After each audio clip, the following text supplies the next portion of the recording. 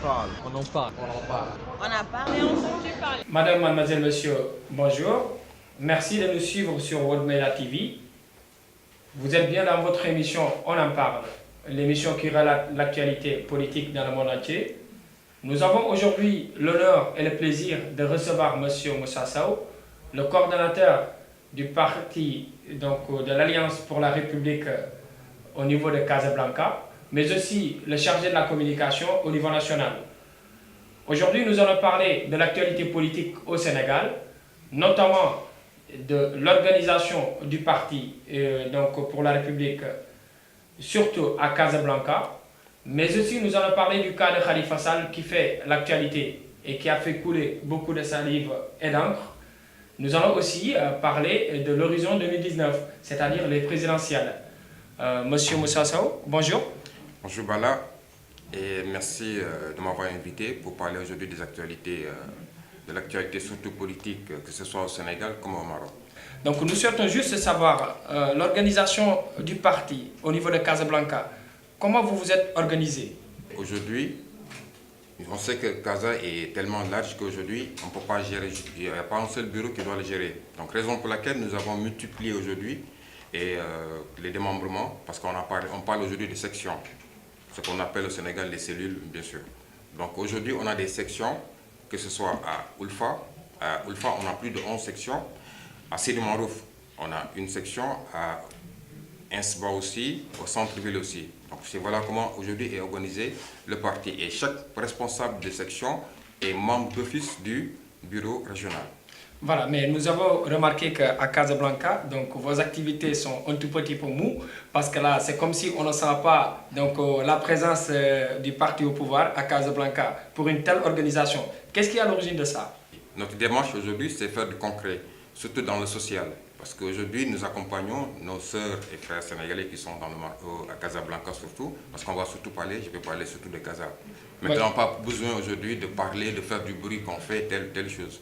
Mais nous avons l'habitude, par exemple, de voir un parti au pouvoir qui se lance dans des activités, même en dehors des élections, des campagnes et consorts. Mais APR, nous avons constaté que c'est un parti qui bouge juste quand il a besoin de ses militants, ou bien quand on est en phase d'une élection. Donc, est-ce que c'est une vérité avérée ou bien c'est juste la stratégie que vous avez adoptée? En fait, je dirais, aujourd'hui, on a dépassé la politique folklorique. Parce qu'aujourd'hui, au sein de la paire à Casablanca, à chaque fois qu'on fait des manifestations, c'est-à-dire qu'on fait des manifestations comme la journée du 8 mars de l'édition 2017, nous avons mobilisé tout Casa, nous avons mobilisé aussi tout le Maroc. Et est-ce que vous êtes au courant que nous avons organisé pendant 30 jours la distribution du Ndogu, comme on dit, Ndogu pour tous. Voilà, ça, tout le monde est au courant. Parfait. Donc maintenant, ça, quand on le fait, c'est dans un but bien social, c'est pas politique. Donc on n'a pas besoin de faire du bruit parce qu'on ne cherche pas aujourd'hui, c'était pas pour les militants, parce que quand on partait distribuer le Ndogu, c'était tout simplement dans le sens religieux et parce que c'était un mois béni, donc on cherche juste la prière, c'est tout. Voilà, donc, tout à fait. Mais actuellement, quel est votre programme, je peux dire? Donc, qu'est-ce que vous comptez faire pour les Sénégalais qui sont au Maroc, mais aussi pour surtout les militants de l'APR? D'accord. Aujourd'hui, nous avons plusieurs structures déjà dans le parti. Que nous avons déjà, certaines structures ne sont pas encore mises en place. Donc, il y a la CCR, la convergence des cadres républicains, il y a le COGER, il y a le maire, ainsi de suite. Donc, aujourd'hui, nous sommes en train de structurer pour mieux organiser les Sénégalais qui sont au Maroc.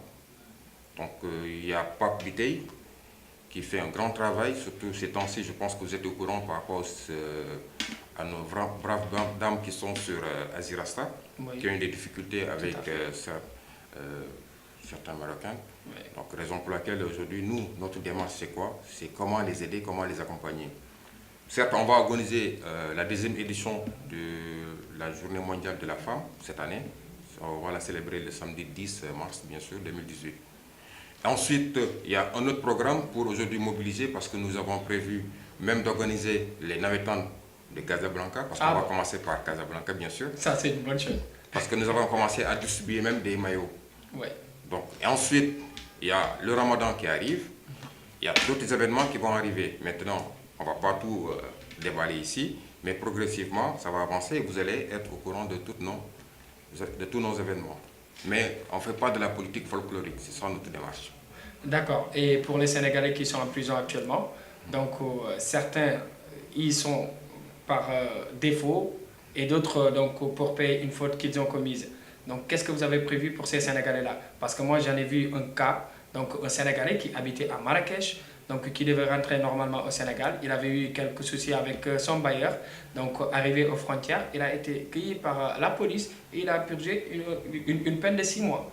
Donc pour ces Sénégalais-là qui sont en prison par faute de, je ne sais pas, donc qu'est-ce que vous avez prévu pour ces Sénégalais-là? D'accord. Aujourd'hui, notre leader, le président Macky Sall, nous a demandé d'aller vers les populations. C'est ce que nous faisons ici. Je ne vais pas dire à Casa seulement, mais on le fait partout au Maroc. De temps en temps, ceux de Marrakech, de Tanger, de Rabat nous appellent pour nous dire voilà, on a telle situation, bien tel cas. Donc aujourd'hui, les Sénégalais qui sont en prison, nous faisons le maximum pour ne pas qu'ils aillent en prison. Ça, c'est notre première démarche. Et ensuite, s'ils sont en prison, on contacte nos autorités, parce que nous avons des autorités.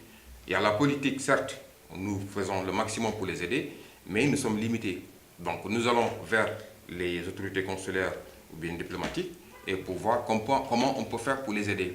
Mais notre première démarche déjà, c'est comment faire pour ne pas qu'ils aillent en prison.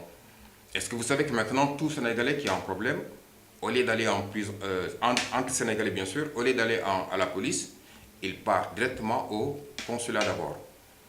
Et ça, c'est remercier M. Massambassa, le consul général, qui a négocié ça. Et aujourd'hui, il n'y a aucun Sénégalais qui peut aller directement à la police porter plainte à un Sénégalais, sans pour autant passer par le consulat. Donc aujourd'hui, on évite à ce que les Sénégalais aient des problèmes directement avec les autorités marocaines. Voilà. Et pour les Sénégalais qui ont eu donc, à connaître une injustice dans leur propre pays, quand je parle de ces Sénégalais-là, je fais l'occurrence à M. Khalifa Sall.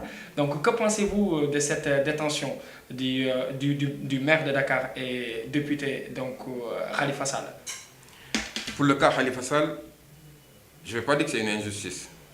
Mais les Sénégalais disent qu'il y a juste une justice sélective au Sénégal. Parce que là où certains donc, sont totalement libres et continuent leurs activités, Khalifa Sall, lui, il a été juste choisi parce qu'il est actuellement l'adversaire donc phare, je peux dire, du président Macky Sall. Non, ce n'est pas un adversaire du président.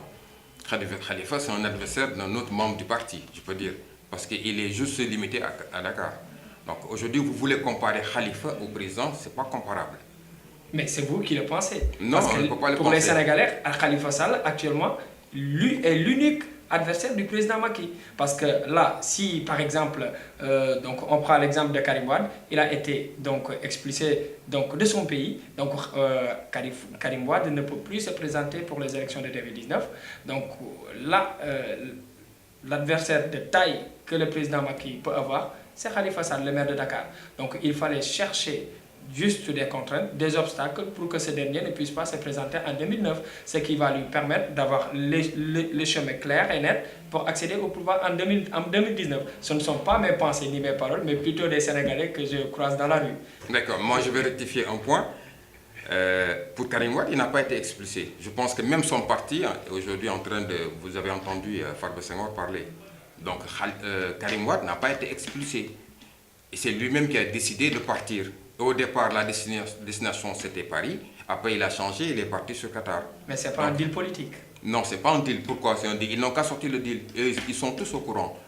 Donc ils savent très bien aujourd'hui, mais en fait, au Sénégal, comme on dit, ils ont bien adopté la politique d'Abdoulaye Wade. Parce qu'un jour, Abdoulaye Wade disait, un homme politique ou bien un homme public, son procès ne se gagne jamais devant un magistrat ou bien devant les magistrats. Son procès se gagne devant le peuple. Et c'est ce qui est en train de se passer pour Karim Wade. Ils ont tout fait du bruit, mais ils savent très bien ce qu'il a fait. Et pareil aussi pour Khalifa Sall. Aujourd'hui, ils ont tout fait pour avoir des vices de procédure, mais c'est vain. Aujourd'hui, vous avez entendu hier comment on appelle le procureur Bassirou Gueye. Qu'est-ce qu'il a dit? Finalement, ce sont les avocats de Khalifa Sall qui demandent pardon. Mais comment on peut demander pardon sachant qu'on n'est pas fautif? Est-ce que c'est parce qu'ils n'ont plus de solution? Ils savent que leur, je peux dire, M. Khalifa Sall est en prison depuis presque d'une année. Et là, il a été injustement emprisonné.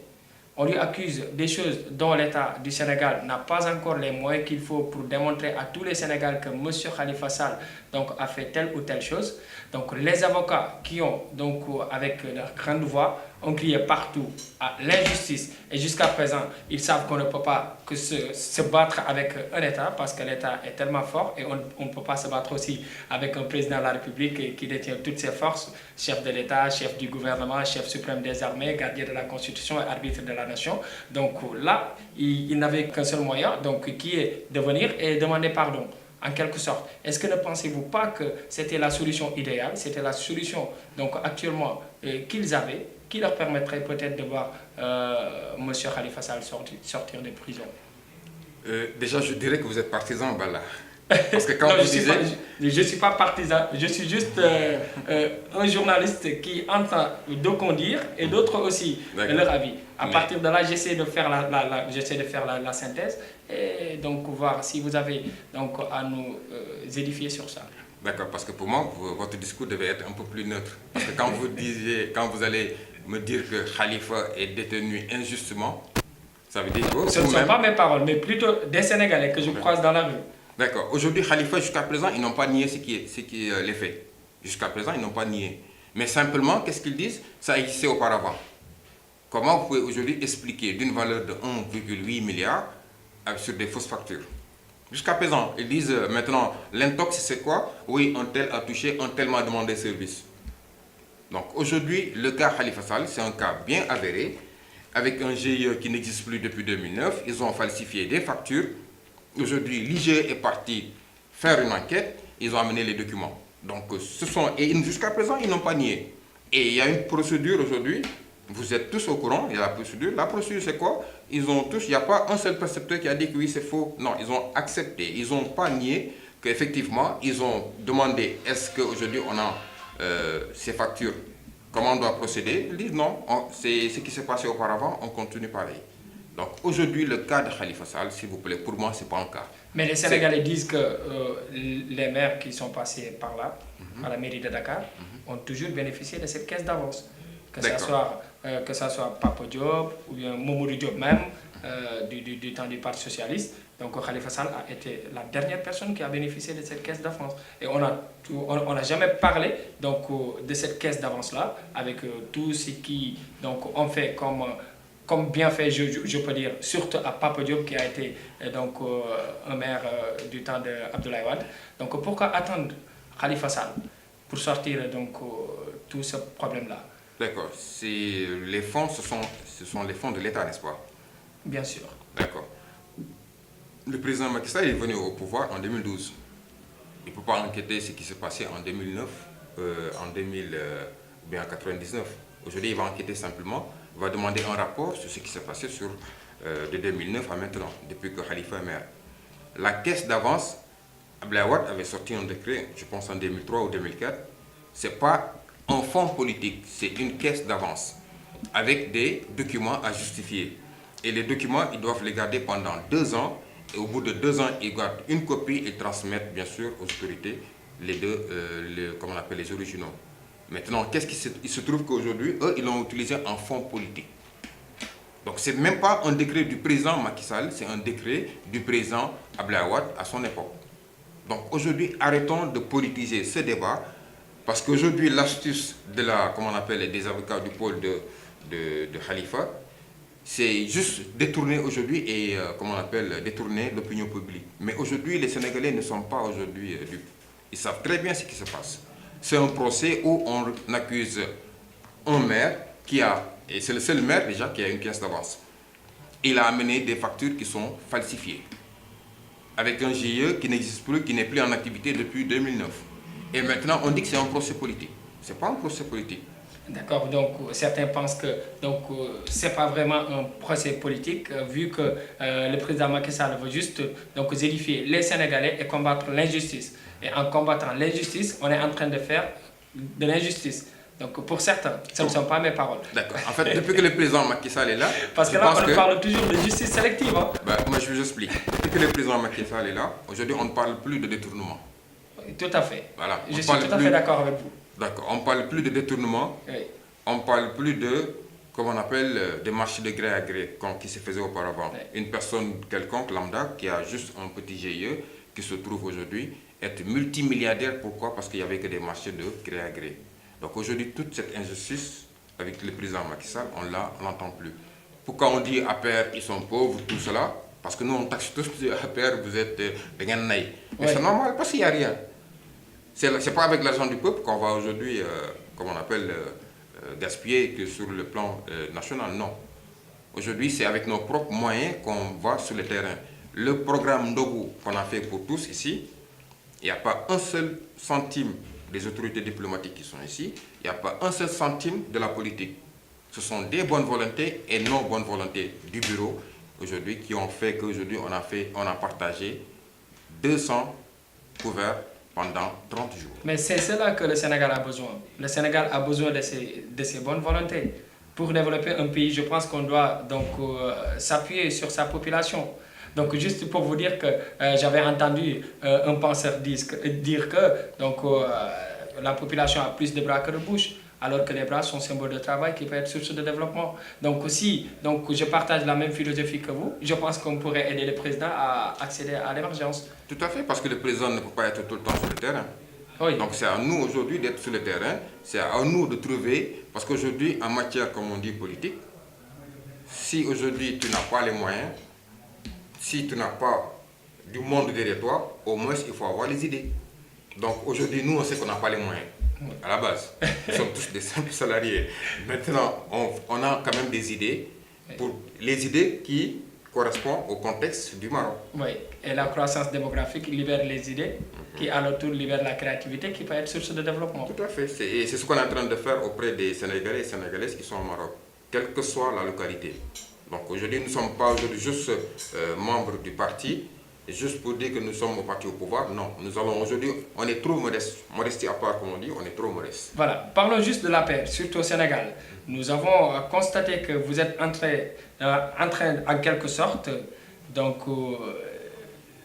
de prendre d'autres partis, comme par exemple le Parti socialiste est en train de se dissoudre dans le parti au pouvoir. Et je me demande parfois comment se fait-il qu'un petit parti comme l'APR peut phagocyter un si grand parti, le parti de l'indépendance même, je peux dire, qui est le Parti socialiste. Est-ce que c'est une manière donc, de gagner les élections de 2019 ou bien c'est juste pour diviser pour mieux régner? En fait, le Parti socialiste, ça sera toujours le Parti socialiste. C'est le premier parti au Sénégal, il sera toujours le premier parti au Sénégal. Le Parti socialiste ne peut jamais être dissous dans la paix. Ils ont des problèmes internes, ils ont résolu leurs problèmes internes. Maintenant, aujourd'hui, tout le monde sait qu'en 2012, le président a été élu sous la bannière d'une coalition. Effectivement. Est-ce que vous avez vu au Sénégal une coalition qui a une durée de vie de plus de 2 ans? Non. Maintenant, le président Sall a dit aujourd'hui, il a gagné avec eux, il va gouverner avec eux, il va regagner, Inch'Allah, avec eux. Mais le mutisme du président Diouf oui. sur le cas de Khalifa Sall, donc c'est devenu quelque chose qu'on doit édifier aux Sénégalais. Parce que certains disent que le président Diouf est très ami et très proche du président Macky Sall. Est-ce que ce n'est pas cette amitié qui fait qu'il préfère se taire sur le cas de Khalifa Sall, alors que le maire de Dakar est parmi les pions les plus connus du Parti socialiste, ou bien c'est juste pour être neutre et se dire qu'il n'est plus président de la République, donc il n'a pas le droit de se mêler de l'actualité politique au Sénégal? Vous savez, le président Diouf, c'est lui que je peux appeler un vrai homme d'État au Sénégal. Oui, ça tout le monde le sait. Parfait. Donc aujourd'hui, comment il pense, je ne vais pas m'aventurer à le dire. Parce qu'il faut lui poser à Abdou Diouf la question. Pourquoi son motif? Mais par rapport à moi, je dis simplement qu'aujourd'hui, le président Sall le respecte et lui aussi, il le respecte. Il reconnaît au moins tout ce que le président Sall a fait pour lui. Et le cas de Bamba Fall, les Sénégalais pensent qu'il va qu'il va quitter le Parti Socialiste. Non, qu'il a déjà même quitté parce qu'il a été expulsé du Parti Socialiste. Mais actuellement, vu donc l'avènement qui s'est passé récemment, il y a quelques jours de cela, et la présence du Premier ministre qui est venu au nom du Président de la République, et le discours de Bamba Fall. Donc les gens pensent qu'il va juste rejoindre le Président de la République, rejoindre le parti au pouvoir. En fait, moi j'aime bien le genre de Bamba Fall parce que c'est un homme qui est convaincu. Il a dit haut et fort devant tout le monde. Ou bien c'est ce qui vous arrange, vous les avez? Non, du tout. Parce que moi je suis... Mais aujourd'hui, il reconnaît au moins que le président Sall est proche de la population. Il reconnaît que la dame aussi, la première dame, est proche des Sénégalais. Bamba Fall a bien dit qu'il est socialiste, il le restera. Mais il dit au moins, si c'est blanc, il va dire que c'est du blanc.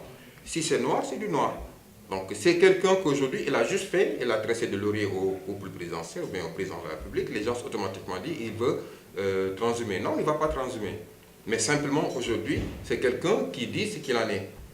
Il a reconnu les valeurs de notre cher président. D'accord. Mais il reste toujours ami avec Khalifa Sall. Et vous les apéristes, certains disent que vous n'aimez pas la transhumance, parce que là, vous souhaitez juste tout gouverner à vous seul. Mais non, il y a plein de militants ou bien plein de responsables qui ont transhumé, qui sont venus. Mais est-ce qu'ils ont eu des postes dignes de ce nom? Mais ce n'est pas parce que tu transhumes que tu vas avoir un poste. Mais si tu transhumes parce que tu adhères à notre idéologie, c'est tout. D'accord, mais si tu es donc une personne très connue, donc quelqu'un qui a du monde derrière, donc normalement, si tu adhères dans un parti au pouvoir, tu dois aussi avoir ce que tu mérites.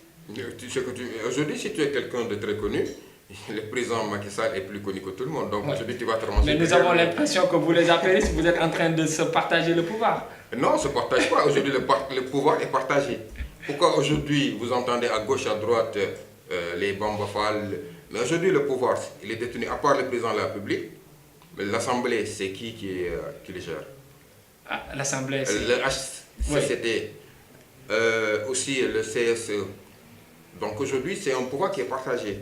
Mais simplement, comme on dit, les Sénégalais, ils aiment beaucoup parler. Donc aujourd'hui, l'essentiel, nous, on est sur le terrain, on fait du concret, c'est ce qui nous importe. D'accord, pour terminer, 2019, que comptez-vous faire?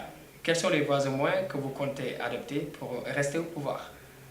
Ne c'est pas rester, on va gagner déjà à la base. Mais aussi, nous sommes en train de mettre en place des stratégies. Donc les stratégies aujourd'hui, selon le contexte.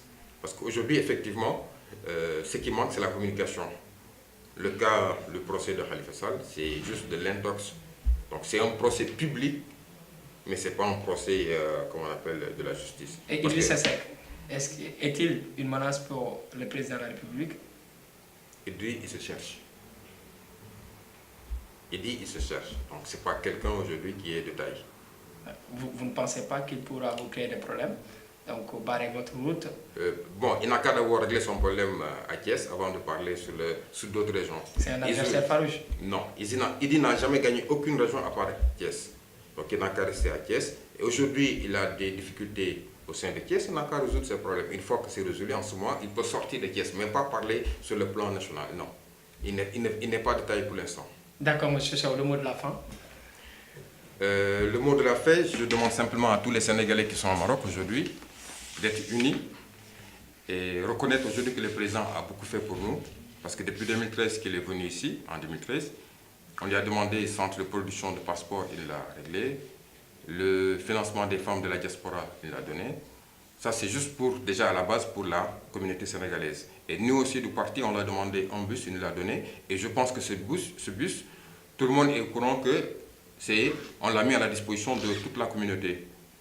Des événements religieux, sportifs ou bien associatifs, aujourd'hui, on les met à la disposition de tout le monde. Donc, je demande simplement que nous soyons tous unis aujourd'hui pour qu'en 2019, on réalise le président Macky Sall au premier tour. Merci, M. Sow, coordonnateur de l'APR au niveau du Casablanca. Merci, chers messieurs et dames, de nous avoir suivis sur World Media TV. C'était votre émission On en parle. Nous vous donnons rendez-vous très prochainement pour d'autres thèmes. Au revoir.